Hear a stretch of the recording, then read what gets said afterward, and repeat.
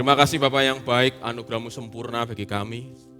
Kami bersyukur karena pengorbanan putra-Mu Yesus Kristus yang diberikan secara cuma-cuma bagi kami. Kami menjadi anak-anak terang. Kami menjadi umat tebusan-Mu yang berhak menerima berkat dan warisan ilahi. Kami bersyukur Bapa, 6 hari lamanya Engkau sertai kami dengan kuat kuasa-Mu. 6 hari lamanya Engkau temani kami di dalam setiap aktivitas kami. Roh Kudus tidak pernah berhenti pergi dari kami. Roh Kudus memberikan kami kekuatan baru untuk kami menjalani kehidupan. Dan tiba saatnya pagi hari ini kami datang di tempat ini. Kami memberikan hati dan pikiran kami untuk dibentuk sesuai dengan firman-Mu.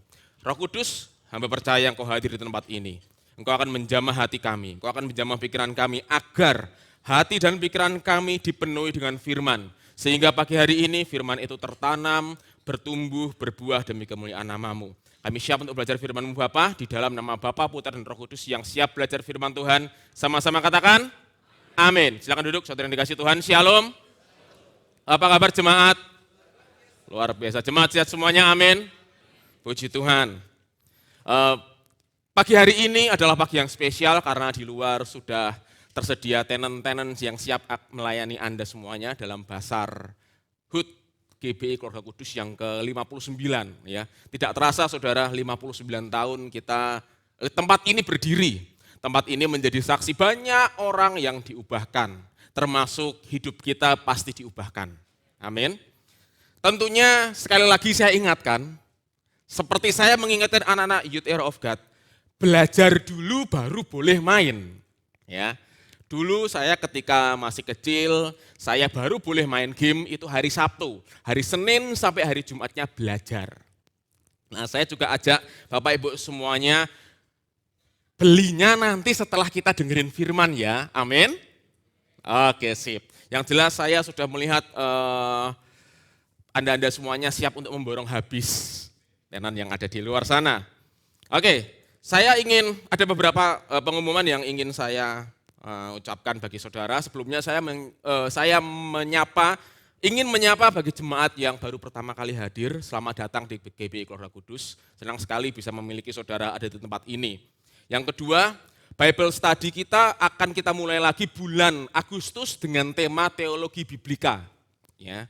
Jadi bulan ini karena ini adalah HUT gereja, Bible study kita skip dulu, kita akan lanjutkan bulan Agustus, temanya kita akan belajar teologi biblika. Bagi saudara yang ingin mengikuti Bible study, saudara bisa daftar ke nomor pastoral. Komitmen fee-nya Rp10.000 saja. Lalu yang ketiga saudara, doakan besok Selasa saya ini akan ujian judul disertasi. Jadi studi saya ini sudah mencapai mata pelajaran riset. Saya besok Selasa ini ujian judul, jadi doakan supaya tahun depan saya bisa lulus. Amin. Oke. Dan masih ngomong-ngomong di dunia pendidikan teologi ya saudara ya, beberapa waktu yang lalu saya sudah melakukan wawancara dengan sekolah tinggi STT, dan saya diproyeksikan dan dipromosikan untuk menjadi dosen sejarah dan filsafat teologi. Bayangin. Muka-muka kayak gini, ngajar sejarah sama filsafat teologi. Nggak nyambung emang.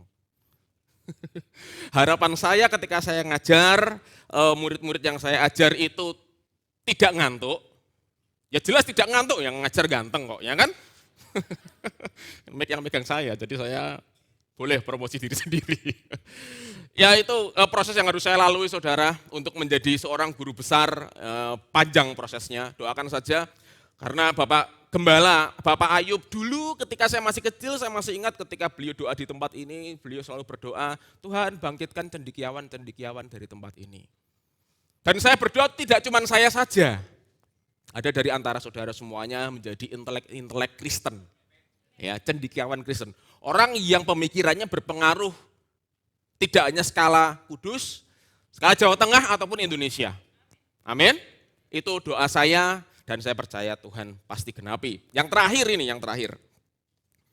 Saya berterima kasih kepada kakak-kakak semuanya, Bapak Ibu yang sudah mempercayakan anak-anak Youth Era of God untuk mengikuti Youth Camp 2025 kemarin.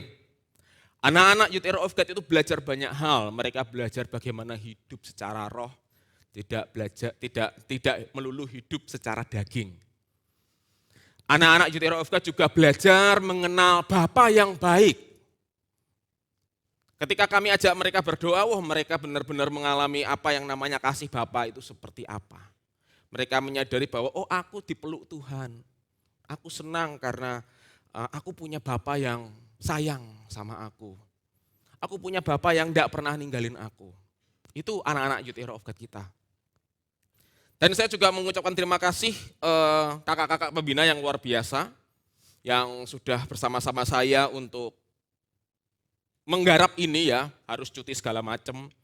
Lalu ada ibu-ibu yang berkontribusi membantu USDA anak-anak Youth Hero. Terima kasih banyak ibu-ibu semuanya. Para donatur, terima kasih banyak. Dan juga ada beberapa jemaat yang sampai rela nginep di Sardi ya. Kemah di Sardi untuk membantu acara Youth Camp.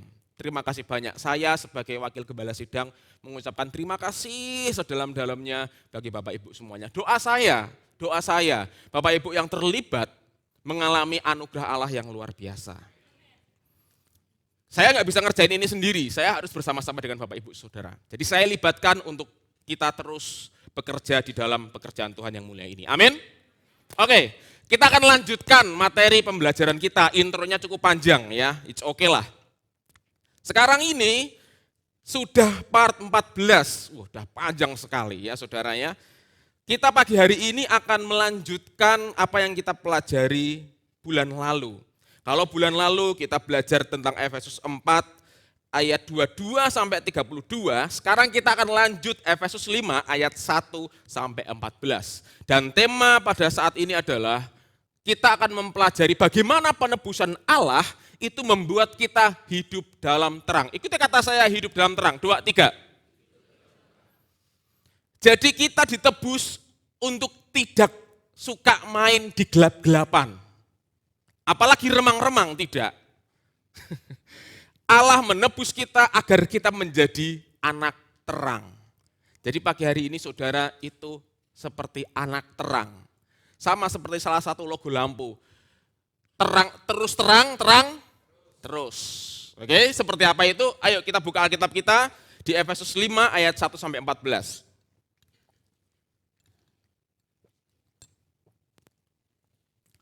Kita baca bergantian saudara. Saya akan baca ayat yang ganjil, saudara baca ayat yang genap. Nanti di ayat yang 14 kita baca bersama-sama. Efesus 5 ayat 1 sampai 14. Demikianlah firman Tuhan.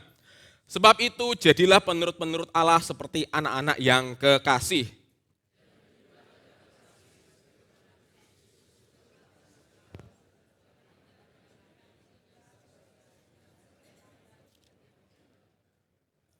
Tetapi percabulan dan rupa-rupa kecemaran atau keserakahan disebut saja pun jangan di antara kamu sebagaimana sepatutnya bagi orang-orang kudus.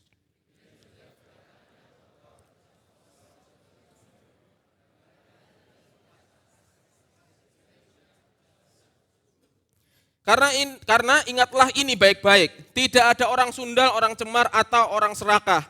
Artinya penyembah berhala yang mendapatkan bagian di dalam kerajaan Kristus dan Allah.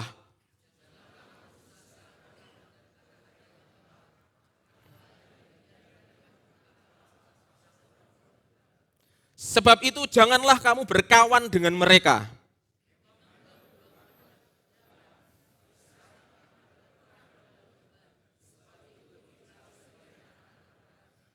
Karena terang hanya berbuahkan kebaikan dan keadilan dan kebenaran. Janganlah turut mengambil bagian dalam perbuatan-perbuatan kegelapan yang tidak berbuahkan apa-apa. Sebaliknya telanjangilah perbuatan-perbuatan itu.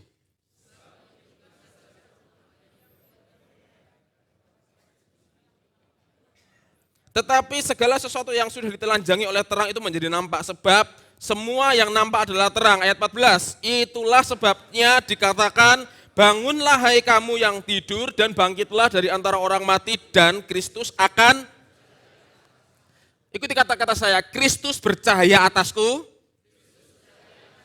Sekali lagi, Kristus bercahaya, kasih tahu sebelahnya, atasmu juga. Kasih tahu sebelahnya. Yes. Oke, saudara, ada 2 poin yang akan kita pelajari ya di perikop ini. Ada 2 poin. Yuk next yuk. Poinnya apa saja? Jadi cuma 2 poin aja, nggak usah banyak-banyak ya.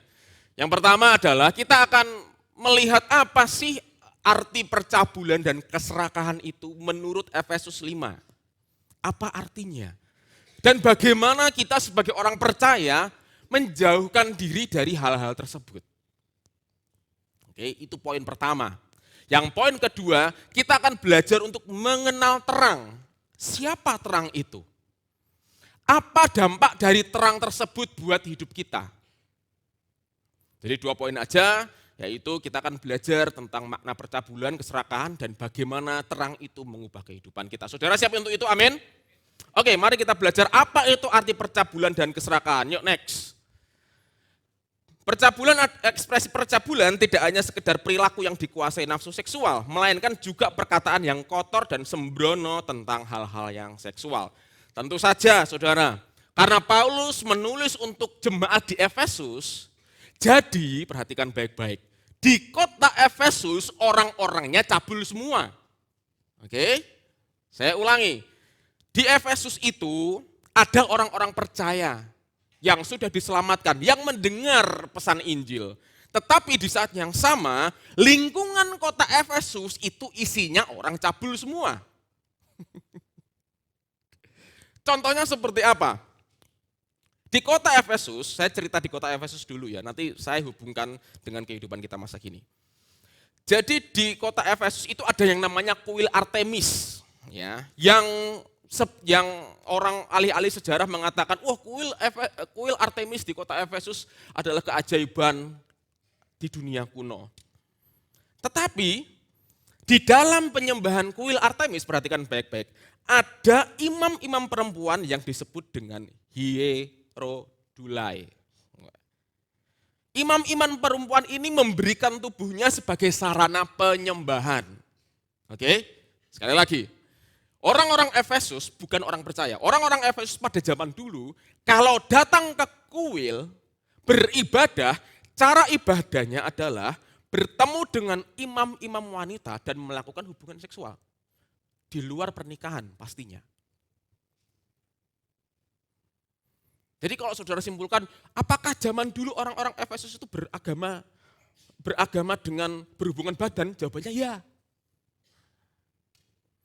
Jadi menurut orang-orang Efesus zaman dulu, mereka mencapai Allahnya melalui hubungan badan.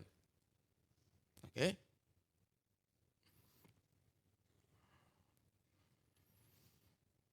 Bahkan di zaman dahulu di kota Efesus itu terkenal dengan budaya, jangan kaget ya saudara ya, budaya homoseksual, biseksual, prostitusi, bahkan pedofilia. Oke, saudara jangan kaget kalau zaman sekarang orang-orang itu meramaikan, mengglorifikasikan LGBTQ. Zaman dulu sudah ada. Zaman dulu sudah ada. Zaman dulu kan belum ada handphone, ya kan, belum ada medsos. Tetapi zaman dahulu aktivitas seperti itu difasilitasi dengan bebas. Paulus menulis surat kepada jemaat Efesus, Paulus ngomong, kamu jangan kayak gitu ya. Kamu anak terang, jangan seperti itu. Jadi supaya saudara ngerti konteksnya itu seperti apa. Kota Efesus itu memang kota yang seperti itu. Kalau saudara berpikir, wah di Indonesia ini nomor 1 peringkat AIDS itu misalnya di kota mana? Apakah di kota itu terlalu banyak seks bebas? Well, saudara enggak usah ngomong zaman ini, zaman dulu sudah ada, jangan kaget. Bahkan, saudara tahu alasan kenapa Allah menurunkan air bah? Oke, saya ceritain ini. Allah menurunkan air bah karena adanya praktek poligami. Salah satu alasan Allah menurunkan air bah karena adanya praktek poligami. Jadi zaman dulu, zaman Paulus di kota Efesus, praktek seperti itu praktek yang normal. Nah bagaimana dengan sekarang? Sekarang saudara, saya pernah nulis jurnal. Saya pernah nulis jurnal kohabitasi dalam terang 1 Korintus. Kohabitasi ada yang tahu artinya apa? Kohabitasi itu artinya buffalo together. Buffalo together. Ya. Kumpul kerbau. Soto kerbau enak. Kumpul kerbau. Dan saudara tahu, kota yang banyak kohabitasinya. Menurut berita yang saya baca, itu ada di kota yang dominasinya orang Kristen loh. Jangan salah. Jangan salah. Alasan mereka melakukan kohabitasi pada zaman ini ya, karena menikah itu sukar. Ingin mencoba-coba, emang motor direyen. Oh nanti kalau cerai sakit hati daripada bercerai lebih baik mencoba dulu hidup bersama. Tapi tidak dengan saudara. Oke. Zaman sekarang ekspresi hawa nafsu itu banyak, glorifikasi terhadap LGBTQ. Bahkan di Amerika, perhatikan baik-baik, di Amerika saudara dulu pernah musim yang namanya Kristen progresif, mengerti ya? Kristen progresif. Di Amerika itu, lambang progresivitas adalah kalau gereja membuka diri pada kaum-kaum LGBTQ dan memberkatinya sama seperti memberkati orang normal pada umumnya. Bayangkan. Bahkan di luar negeri sana sudah banyak pendeta-pendeta yang berdandan drag queen. Drag queen itu artinya apa? Drag queen itu laki-laki tapi rupanya perempuan. Pakai baju seperti ini.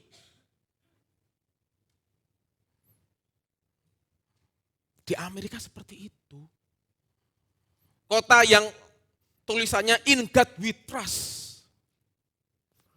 Bahkan Joe Biden ya, beberapa waktu yang lalu, Joe Biden itu pernah, sebelum ini kan Donald Trump, sebelumnya Donald Trump pernah ada wacana, kalau nggak salah ya, saya kalau nggak salah tolong dikoreksi. Pernah ada wacana mengganti hari Paskah dengan perayaan pelangi. Tahu perayaan pelangi? Perayaan LGBTQ. Jadi yang lain pada ke gereja ngerayain kematian dan kebangkitan Yesus, yang lain orang-orang sekuler di Amerika sana merayakan kebebasan LGBTQ. Jadi jangan kaget. Jangan kaget saudara. Namun enggak cuma itu, ada perkataan kotor yang sembrono tentang hal-hal seksual. Contoh, karya seni. Ya, adanya karya seni. Dirty jokes, ucapan dirty jokes itu jokes yang kotor.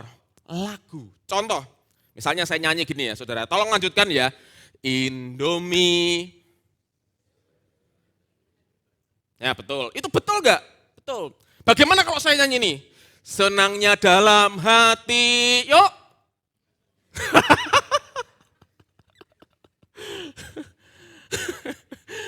Ada yang berani lanjutin enggak? Saudara, itu lagu karya seni. Tetapi iblis bisa memakai karya seni tersebut untuk menggeserkan kita dari kebenaran. Yang mengerti katakan amin. Zaman sekarang ekspresi tubuh itu dihargai. Ya. Unggahan yang sensual dianggap sebagai body positivity atau self expression. Oh, saya menghargai tubuh saya, oleh karena itu saya bisa pamerkan tubuh saya kemana-mana.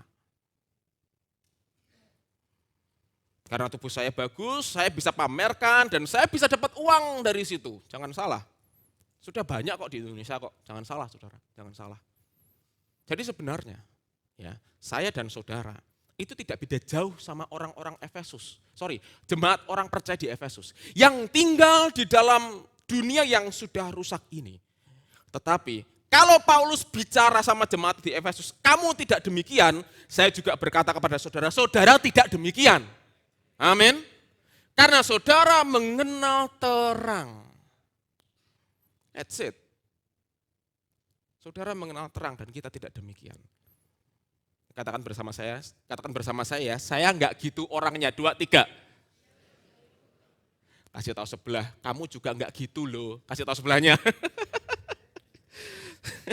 Jangan gitu ya. Oke. Itu ekspresi seksual zaman dulu sama zaman sekarang podo wae. Ya, podo wae. Tidak hanya sekedar ekspresi seksual, ada keserakahan, ya, ada keserakahan. Keserakahan ini berarti mengacu pada keinginan yang tidak pernah terpuaskan untuk mendapatkan lebih banyak dan lebih banyak lagi apapun objeknya. Umat Tuhan, saya dan saudara, orang-orang percaya di Efesus, itu terus-menerus diingatkan tentang bahaya cinta uang, mengingini dan menginginkan segala bentuk keserakahan. Berarti di Efesus masyarakatnya serakah semuanya, yes, karena Efesus itu kota gede. Bahkan zaman dulu di kota Efesus, ini sejarah loh ya saudara ya. Zaman dahulu agama kuil Artemis yang menyembahnya dengan berhubungan seksual itu sudah dipakai untuk komoditas ekonomi. Jadi bayangin saudara, bayangin di kuil yang didatangi oleh banyak orang, di kuil Artemis yang diagung-agungkan sebagai keajaiban dunia kuno, di situ ada transaksi. Jadi misalnya nih orang masuk, mereka disuruh milih, kamu mau milih imam yang seperti apa? Bayar dulu. Untuk persembahan, bayangin. Bayangin, ini zaman dulu. Nah kalau zaman sekarang keserakahan sama saja. Contoh keserakahan zaman sekarang, korupsi tata kelola minyak mentah Pertamina, kerugian negara mencapai 193,7 triliun, bayangin. Keserakahan beberapa kelompok tertentu menyebabkan negara rugi ratusan triliun. Bukan ratusan ribu, kalau ratusan ribu tak ganti gampang, betul toh? Ratusan triliun saudara. Saudara pernah lihat uang 1 miliar belum? Belum kan? Ini triliun, 1 triliun itu kan 1000 miliar. Ya kan? Kalau 193 triliun itu piro? Duitnya berapa? Apakah segini itu cukup? Oh, tidak cuma itu. Korupsi lembaga pembiayaan ekspor Indonesia, kerugian negara 11 triliun. Korupsi dana iklan Bank BJB 222 miliar. Korupsi kredit fiktif cabang Jakarta, kerugiannya 569 miliar. Kok pastor tahu? Saya mempersiapkan khotbah dengan baik-baik. Saya tunjukkan ini loh, orang dunia seperti ini, hidupnya dimotivasi oleh uang. Kalau sudah lihat uang, wah, gak tahan. Paulus berkata, akar dari segala kejahatan adalah cinta uang. Betul Bapak Gembala itu betul kalau bilang, uang itu gak bikin kenyang. Mau bukti? Ada yang bawa 1 juta di sini, coba kita makan bersama-sama. Kita iris gitu, kasih saus sambal, dimakan kenyang enggak kira-kira? Mules iya. Tetapi saudara, kalau saudara perhatikan ya, saya sering melakukan refleksi ini di rumah. Ketika saya melihat satu lembaran uang 100.000 rupiah, saya melihat ini sebagai kertas dengan nominal 100.000 rupiah. Tapi bagi orang-orang tertentu akan berpikir begini, kalau 100.000 rupiah ini ping berapa? Katakanlah ping 100, berarti berapa? 10 juta. Oke, 10 juta bisa buat beli apa? Macam-macam. Itu baru beli apa? Belum 10 juta itu bisa menaikkan derajat saya dengan saya memakai ini, itu. Sehingga orang-orang menjadi serakah dan merugikan dirinya sendiri. Tetapi tidak dengan kita. Amin. Saudara bukan orang serakah. Saudara adalah anak-anak terang. Amin saudara. Mengapa saudara anak-anak terang? Karena saudara sudah ditebus. Apa yang saya ceritakan ini bisa terjadi. Bisa terjadi sama siapapun. Oleh karena itu Paulus berkata, kamu jangan seperti itu. Ingat, kamu orang terang, kita juga sama. Saya mengingatkan saudara, mari kita mengingatkan diri kita. Saya ini sudah ditebus. Enggak cocok hidup seperti itu. Amin. Tidak cocok saudara. Setuju saudara? Nambah masalah iya. Nambah masalah iya. Nah, Pertanyaan yang umum harus diajukan adalah mengapa orang itu bisa terjerat nafsu seksual? Mengapa orang itu bisa serakah? Nah, mari kita akan bahas di sini. Yuk, next yuk. Mengapa demikian? Apa solusinya kan gitu kan? Alasan manusia terjerat nafsu seksual dan keserakahan adalah tidak pernah puas. Sekali lagi, alasan orang-orang dunia terjerat hal-hal demikian karena tidak pernah puas. Selalu ingin lagi, dan lagi. Makanya lagunya yang paling tepat adalah lagunya Doraemon kan. Aku ingin begini, aku ingin begitu, ingin ini, ingin itu. Senang sekali. Jadi kalau saya puas, saya senang sekali. Masalahnya tidak pernah ada kepuasan di dalam dunia ini. Kan ada toh yang meme itu loh. Awalnya saya coba-coba, tahu-tahu kok enak ya, jadi keterusan. kan begitu toh, coba-coba dikit. Yang namanya sedikit, kalau dikumpulin jadi bukit, saudara. Tanpa sadar, itulah jerat ketidakpuasan manusia. Alasannya mengapa manusia tidak pernah puas? Karena dosa. Perhatikan baik-baik. Dosa membuat lubang hati di dalam manusia, termasuk kita. Jangan salah. Saint Agustinus, ya Bapak Gereja, Saint Agustinus itu bilang begini, di dalam relung hati manusia, di dalam relung hati saya dan saudara, ada sebuah lubang raksasa yang besar, sebuah kekosongan yang dalam, yang hanya bisa diisi oleh Allah itu sendiri. Masalahnya adalah, orang-orang dunia mencoba mengisi kekosongan hal itu dengan hal-hal di dalam dunia. Maka sebabnya mereka tidak pernah puas. Itu kata Bapak Gereja. Oh, enggak usah jauh-jauh, mari kita belajar dari Salomo. Oke? Salomo, apa yang tidak bisa Salomo lakukan? Salomo adalah semua impian laki-laki. Wes. Salomo itu punya apapun. Tetapi akhir hidupnya Salomo bilang apa? Semuanya sia-sia. Kalau orang yang tidak punya apa-apa, orang yang miskin, terlantar, bilang semuanya sia-sia, kita bisa menertawakan hal itu. Tetapi bagaimana kalau yang bilang adalah seseorang raja, berkuasa secara politik, secara geografis, istrinya jumlahnya 1000, bisa melakukan apapun, punya uang lagi, bayangin, harta, tahta, wanita dia punya. Tetapi di akhir hidupnya dia bilang, hartaku, tahtaku, wanita yang aku miliki, semuanya.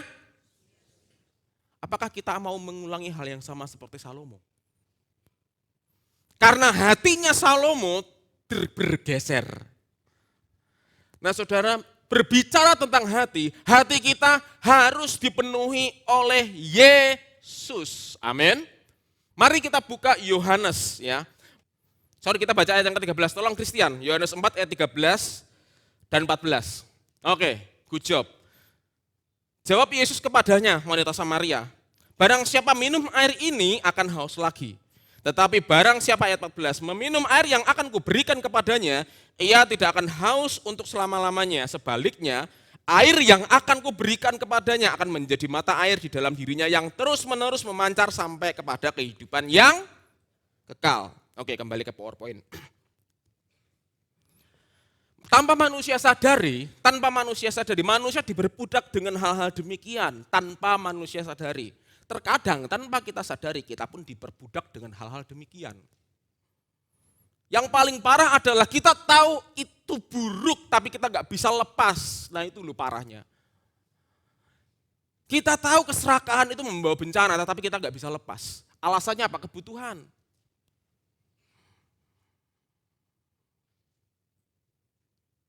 Tetapi pagi hari ini, saudara, lihat Yesus. Yesus merupakan sumber air sejati tersebut. Amin. Amin. Pagi hari ini, izinkan Yesus mengisi hati kita semuanya. Karena apa? Karena saat Yesus mengisi hati kita, Yesus adalah air dari Allah. Yang sebegitu kuat sehingga air tersebut akan menanamkan dirinya sendiri di dalam diri seseorang sedemikian rupa sehingga mereka menjadi tempat di mana air itu tinggal. Bahkan air tersebut memancar ke dalam hidup yang kekal, sampai hidup yang kekal. Intinya adalah saat saudara menjadikan Yesus sebagai sumber kepuasan satu-satunya. Jangan salah satu ya. Kalau salah satu pasti ada salah dua dan salah tiga. Ya, satu-satunya, the only one. Menjadikan Yesus sebagai sumber kepuasan sejati. Maka saudara tidak hanya terhindar dari nafsu seksual dan keserakahan. Saudara menjadi puas. Bahkan saudara bisa memberkati orang lain. Halo, selamat pagi. Apakah Yesus itu mengisi hati kita? Atau kita mengizinkan hati kita dipikat dengan hal-hal yang lain? Ingat, Yesus adalah sumber air kehidupan. Ikuti bersama saya, Yesus adalah sumber air hidupku. Sekali lagi, Yesus adalah, kasih tahu sebelahnya, sumber air hidupmu juga. Kasih tahu sebelahnya. Nah, ya kan? Saudara, jangan pernah membandingkan diri saudara dengan siapapun. Selama Yesus menjadi sumber hidup saudara, tenang, omongan tetangga itu berlalu begitu cepat. Oke? Ini bapak ini enggak punya ini. Kayak aku dong, aku punya sesuatu. Lebih baik kita punya Yesus. Amin saudara. Amin. Lebih baik kita punya siapa? Yesus. Ketika saudara punya Yesus, saudara mungkin sedang berupaya, berjuang di dalam segi ekonomi. Tapi saudara tidak serakah. Itu jauh lebih baik daripada orang yang punya semuanya tapi serakah. Keserakahan merusak dirinya sendiri dan orang lain. Tetapi saudara adalah orang-orang percaya yang puas karena Yesus. Maukah kita setiap hari mengizinkan hati kita diisi oleh Kristus? Amin. Oleh karena itu dengarkan firman baik-baik. Amin saudara. Jadi solusi untuk menghadapi percabulan dan keserakahan adalah mengizinkan hati kita diisi terus-menerus oleh Yesus. Makanya gereja ini slogannya adalah Christ Center Church. Saya bawa saudara untuk menikmati Yesus. Yesus yang apa sih? Pertanyaannya kan itu toh. Yesus yang apa? Saudara, Yesus yang rela memberikan tubuhnya untuk disiksa bagi saudara. Apalagi, Yesus yang mengizinkan tangannya dipaku untuk kita. Yesus yang mengizinkan dirinya dipermalukan. Saudara tidak ingin dipermalukan, betul? Tetapi Yesus mengizinkan dirinya dipermalukan di depan umum karena dia mengasihi kita. Dan dia ingin hati kita puas karena dia. Amin. Jangan pernah mencari pengakuan orang lain. Allah Bapa mengakuimu karena Yesus. Cukup, bahkan itu lebih dari cukup. Jadi jemaat di tempat ini adalah jemaat yang utuh, stabil karena Yesus. Dewasa rohani. Ingat, bayi rohani itu rentan, terus egois, mudah tersesat. Tapi saudara tidak demikian. Amin. Oke, saudara diberkati Tuhan pagi hari ini. Ya, kita lanjut lagi. Setelah membahas, ini poin pertama selesai. Poin kedua kita akan mengenal apa itu terang ya. Efesus 5 ayat 8 sampai 14. Ya, Efesus 5 ayat 8 menyatakan sebuah perbandingan realitas yang mendalam. Dahulu kita adalah kegelapan. Dahulu kita itu gelap saudara. Kita bukan hanya sekedar tinggal di dalam kegelapan, tapi kita adalah gelap itu sendiri. Tetapi sekarang, katakan bersama saya, sekarang, 2, 3. Sekarang kita adalah terang dan semestinya hidup sebagai anak-anak terang melalui hubungan dengan Allah oleh iman.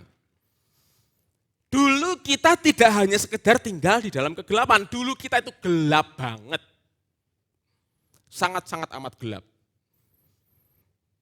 Kita adalah musuh Allah. Namun, Yesus menyelamatkan kita. Yesus adalah terang dunia yang diberikan kepada kita secara cuma-cuma. Yesus datang menyelamatkan kita dari gelap itu sendiri. Agar kita semuanya menjadi anak-anak terang. Amin, saudara. Mungkin saudara bertanya, seberapa gelap manusia itu? Ya kan? Kegelapan manusia itu seperti apa sih? Kegelapan kita, saya dan saudara sebagai manusia itu seperti apa sih? Saya ingin ceritakan satu kisah nyata Pengadilan tahun 1961. Next. Cuplikan apa itu, pastor? Itu adalah contoh kisah nyata about the banality of evil in human nature. Human nature. Banality of evil in human nature artinya kesesatan, kejahatan di dalam diri manusia. Ya. Cuplikan tersebut adalah cuplikan dari persidangan tahun 61 tentang seorang survivor, penyintas Holocaust, penyintas pembunuhan massal yang dilakukan oleh Nazi Jerman yang bernama Yihil Denur. Jadi orang yang memakai baju putih ini namanya Yihil Denur. Dia selamat dari pembasmian satu ras negara. Kalau saudara tanya berapa jumlah orang-orang yang dibunuh oleh partai Nazi Jerman, berapa jumlahnya? 6 juta. 6 juta saudara mati sedemikian rupa. Caranya bagaimana? Gampang kok. Orang-orang Israel pada zaman dulu dimasukkan ke dalam sebuah bangsal besar di daerah yang namanya Auschwitz-Birkenau. Satu bangsal besar dimasukin orang Yahudi semuanya, ditutup dari luar, lalu seorang yang namanya Adolf Eichmann, ini di sini, dia memerintahkan untuk melepaskan gas racun. Jadi orang-orang Israel di bangsal yang penuh sesak itu mati karena gas racun. Mati secara mengenaskan. Pelan-pelan tapi pasti. 6 juta.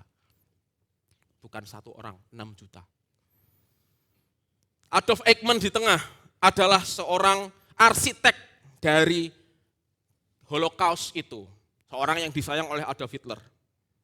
Setelah partai Nazi Jerman kalah, Adolf Eichmann lari ke Argentina. Tapi tahun 1961 ditangkap untuk diadili di Israel.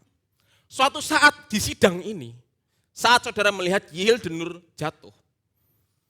Ya, jadi saat sidang, Yihil Denur melihat Adolf Eichmann. Dia berkata dengan terbata-bata, kemudian dia jatuh. Dia gemeter, jatuh. Keesokan harinya, ada seorang wartawan tanya sama Yihil Denur. Kamu kenapa ketika lihat Adolf Eichmann itu kok jatuh? Saudara tahu Yihil Denur, seorang korban dan penyintas dari Holocaust, menjawab demikian. Pada saat saya memasuki ruang sidang dan saya melihat Adolf Eichmann, saya menyadari bahwa dia bukan lagi seorang yang punya kuasa. Dia bukan lagi seorang monster. Dia bukan Superman.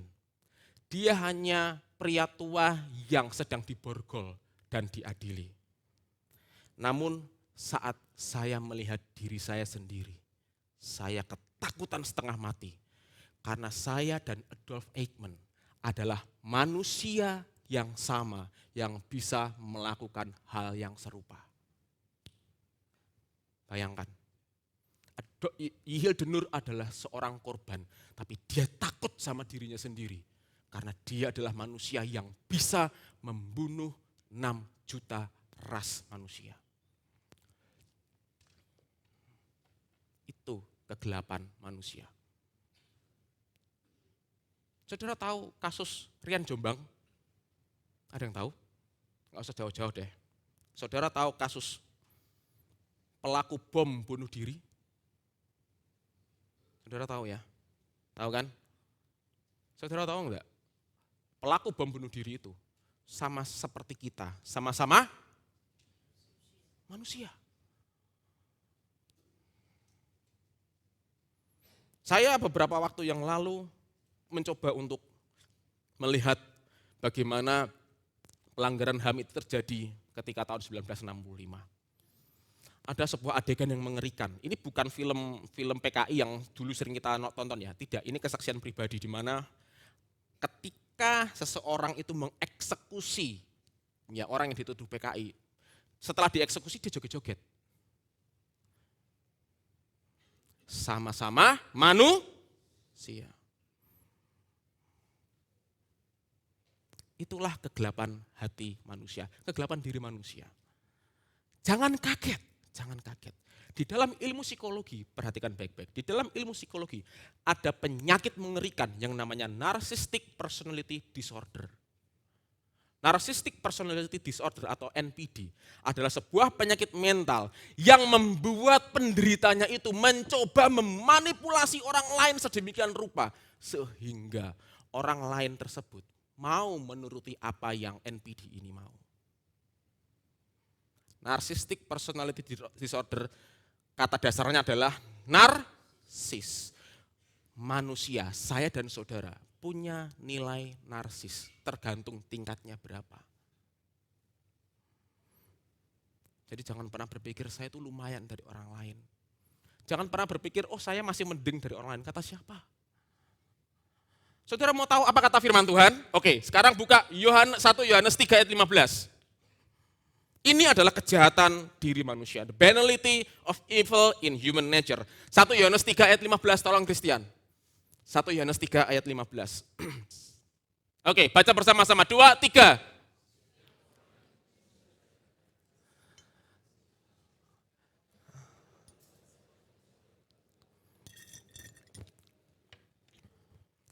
Setiap orang yang membenci saudaranya adalah seorang pembunuh manusia. Ini kata firman Tuhan. Standar tertinggi kita adalah firman.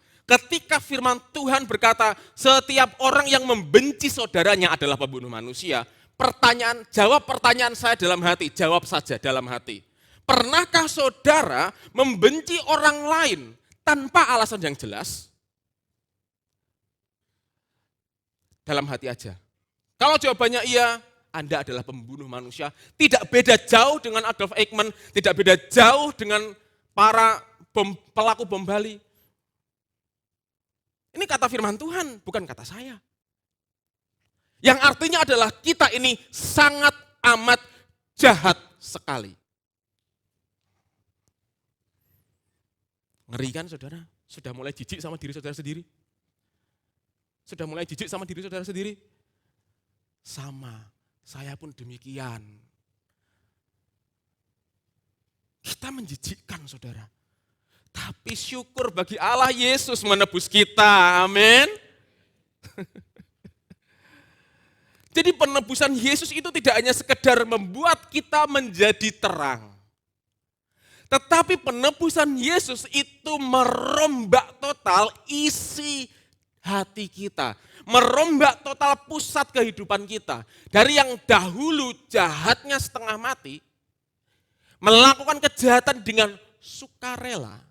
Namun sekarang saudara dijadikan terang karena Kristus. Amin saudara. Saudara tahu persis di dalam hati nurani saudara bahwa aku ini manusia baru. Aku ini orang yang sudah ditebus. Tidak tepat aku membenci saudaraku. Amin. Amin. Tetapi kalau saudara berpikir saya masih mending dari orang lain, ingatlah cerita ini. Tidak ada dari antara kita yang mending-mendingan, kita semuanya rusak. Dan tidak ada alasan bagi kita untuk membanggakan diri sendiri. Banggakan korban salib Kristus yang sempurna buat kita. Amin saudara. Kalau saudara jijik sama diri saudara sendiri, sama. Dan saya ucapkan selamat. Itu artinya kita mau untuk merelakan diri kita. Ingat Bapak Gembala sedang membawa kita. Jadi gini, keselamatan itu, Yesus menyelamatkan kita dari kuasa dosa, hukum maut, dan yang paling penting, ini yang sedang kita alami. Yesus, karya salib Kristus, menyelamatkan kita dari diri kita yang sudah rusak. Saudara jangan pernah berpikir hidup buat diri kita sendiri itu masih aman ya. Enggak, hidup buat diri kita sendiri itu sama-sama jahat. Di hadapan Allah tidak ada kejahatan besar, tidak ada kejahatan kecil. Semuanya jahat. Namun syukur bagi Allah karena kita ditebus, kita menjadi anak-anak terang. Amin. Ikuti kata saya ya. Di dalam Yesus, saya adalah anak terang. Amin. Selamat pagi anak-anak terang.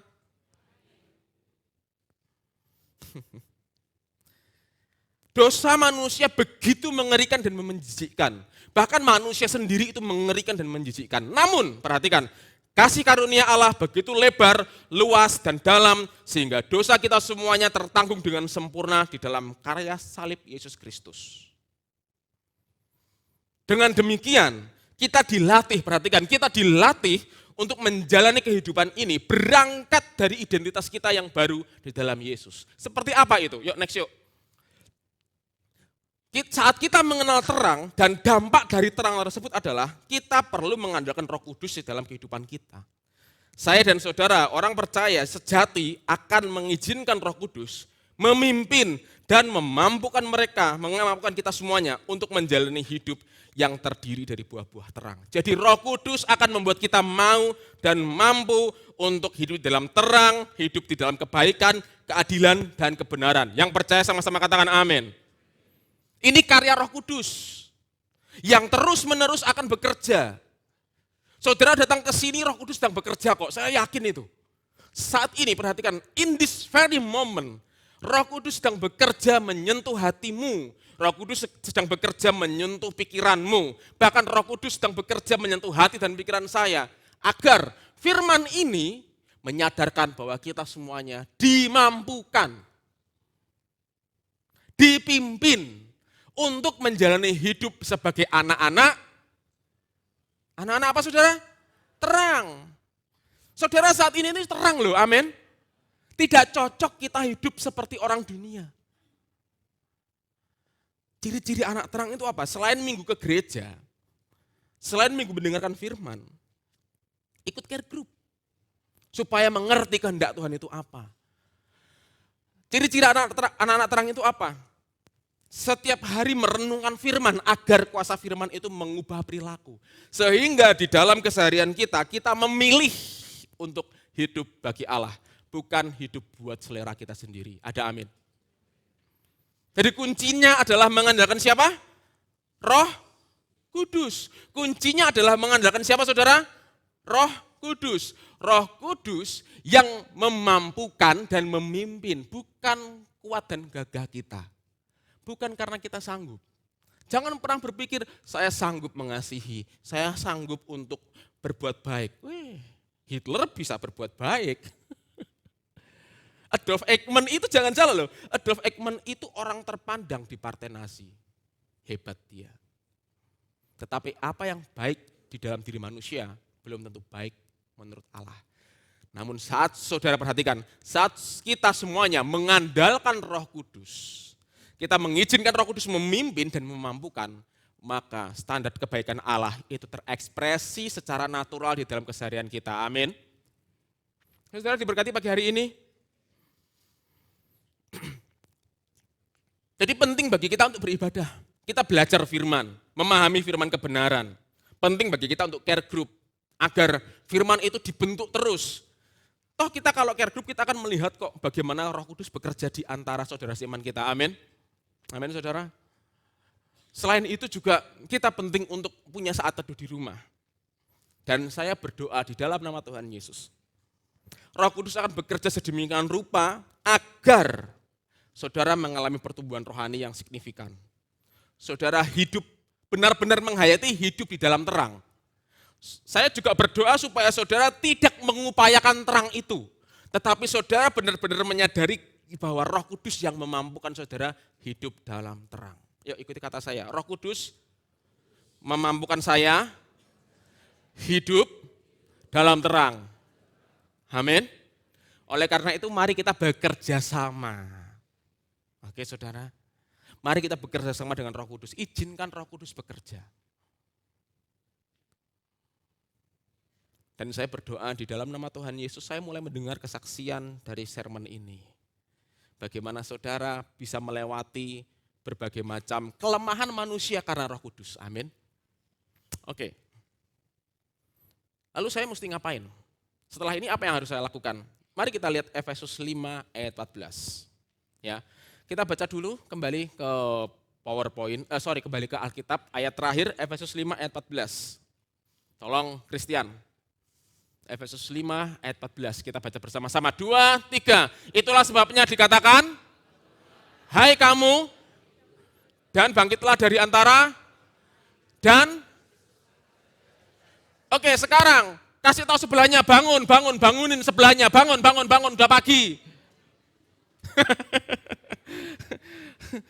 Sudah saatnya bangun kita, amin saudara. Coba perhatikan ayatnya, bangunlah hai kamu yang tertidur. Ini tertidur karena dosa. Yesus datang bangunin kita, yuk bangun. Bangkitlah dari antara orang mati. Berarti dulu kita itu diperhitungkan mati. Namun Kristus bercahaya atas kita. Saat ini saudara bangun dan bangkit. Amin. Lihat siapa? Yesus. Yesus adalah terang yang bercahaya atas kita. Dia yang membuat kita bangkit. Dia yang membuat kita mau. Dia yang membuat kita mampu. Tugas kita apa? Setuju, memberikan respon yang terbaik, dan bertindak. Saudara tahu caranya bangun kan? Halo? Loh ditanyain loh ini orang tua saya kalau nanya harus dijawab. Saudara tahu artinya bangun kan? Gimana coba? Coba berdiri. Mari kita semuanya bangkit berdiri. 1, 2, 3.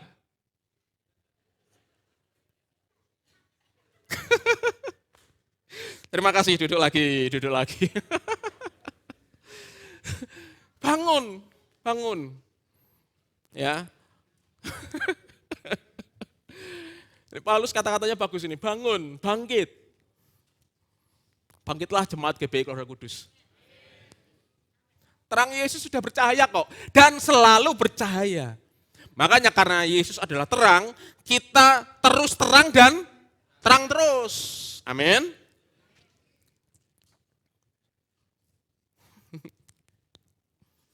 Saudara menjadi jemaat yang ajaib. Saya berdoa saudara menjadi jemaat yang ajaib. Di antara orang-orang percaya di Kudus, saudara menjadi jemaat yang ajaib. Jelas, supaya apa? Supaya Injil di tempat ini itu dinyatakan dengan tepat. Amin.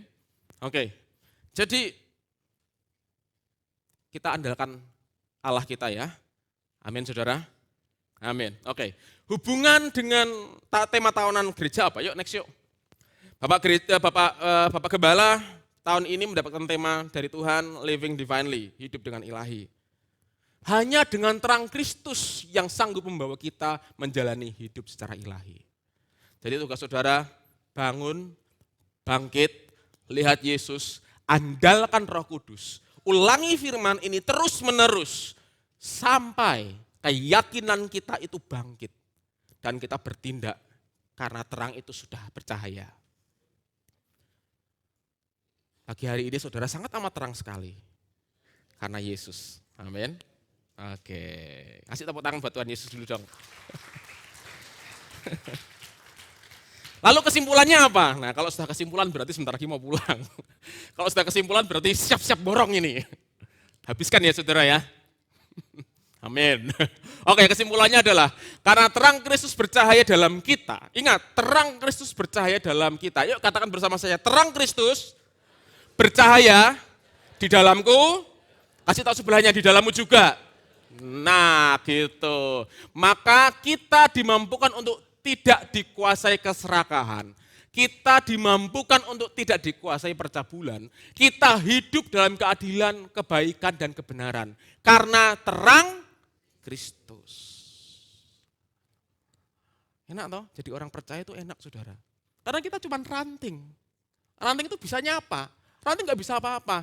Yesus juga berkata kok, di luar aku kamu tidak bisa apa-apa. Kata tidak bisa apa-apa, ini karena saya belajar tata bahasa ya. Kata tidak bisa apa-apa itu memakai kata double negatif. Bahasa Yunani, yang artinya kamu tidak bisa, tidak akan pernah bisa, dan tidak akan pernah, dan tidak akan pernah terus bisa. Tapi pagi hari ini saya melihat kemuliaan Allah terpancar dalam kehidupan saudara. Amin. Di bawah, di atas, di samping kiri, samping kanan, samping kiri. Puji Tuhan. Bangkit, bangun dan bangkit. Amin. Jadi bangun dan bangkit. Terang Kristus pagi hari ini bercahaya. Besok jangan lupa bangun dan bangkit. Kenapa? Terang Kristus bercahaya. Hari Selasa, hari Rabu, Kamis, Jumat, Sabtu, bangkit, terang Kristus bercahaya. Sampai selama-lamanya kita pulang ke rumah Bapa, terang Kristus bercahaya di dalam hidupmu. Amin untuk firman Tuhan. Tutup Alkitab saudara. Kasih tepuk tangan buat Tuhan Yesus kita. Haleluya. Mari anak-anak terang, kita tundukkan kepala, kita berdoa. Bapa yang baik, terima kasih. Engkau sudah membawa kami yang dahulu adalah kegelapan menjadi anak-anak terang-Mu Melalui penebusan Yesus, kami adalah anak-anak terang yang hidup berbeda dari orang-orang dunia ini. Kami percaya, sudah saatnya kami bangun, sudah saatnya kami bangkit. Karena terang Kristus saat ini sudah bercahaya. Sehingga hidup kami akan terus terang dan terang terus untuk kemuliaan nama-Mu. Kami percaya Bapa yang baik, biarlah terang Kristus itu mengalir di dalam kehidupan jemaat di tempat ini. Di dalam pekerjaan mereka, mereka membawa terang itu. Sehingga pekerjaan mereka memuliakan nama-Mu. Di dalam rumah tangga, terang itu akan dibawa agar rumah tangga mereka memuliakan nama-Mu. Di dalam sekolah, terang Kristus akan jemaat bawa agar jemaat berprestasi di dalam dunia akademi untuk memuliakan nama-Mu. Kami percaya kami sudah dibebaskan dari hukum dosa, hukum maut, dan Engkau membersihkan kami dari diri kami sendiri yang sudah rusak ini. Sehingga Yesus itu nyata, Yesus itu akan menjadi nyata seiring dengan bertumbuhnya kami. Kami percaya Bapa, sudah saatnya kami menjadi dewasa rohani, agar kami juga bisa mulai mengajak orang-orang lain belajar di tempat ini, memperkenalkan Yesus untuk orang-orang lain agar banyak jiwa-jiwa baru datang ke tempat ini demi kemuliaan nama-Mu. Kami percaya Bapak, Injil adalah kekuatan Allah yang menyelamatkan. Biarlah Injil itu didengungkan, diproklamasikan melalui tempat ini. Kami percaya 6 hari lamanya kami akan menikmati terang Kristus dan kembalikan kami minggu depan untuk kami bersama-sama memuji dan memuliakan nama-Mu. Berkati Basar nanti Bapak, kami percaya Basar nanti akan penuh dengan sukacita surgawi, akan penuh dengan keteraturan ilahi, akan penuh dengan persaudaraan di dalam kasih untuk memuliakan nama-Mu. Dan kami percaya Bapak yang baik, semua jemaat di tempat ini diberkati Tuhan. Oleh karena itu, saudara yang dikasihi Tuhan, pulanglah, angkat tangan saudara untuk menerima doa berkat. Pulanglah dengan membawa berkat dari Allah Bapa, cinta kasih dari Sang Putra, dan persekutuan Roh Kudus yang menyertai kita semuanya. Mulai pagi hari ini sampai pada kesudahannya. Yang diberkati sama-sama katakan,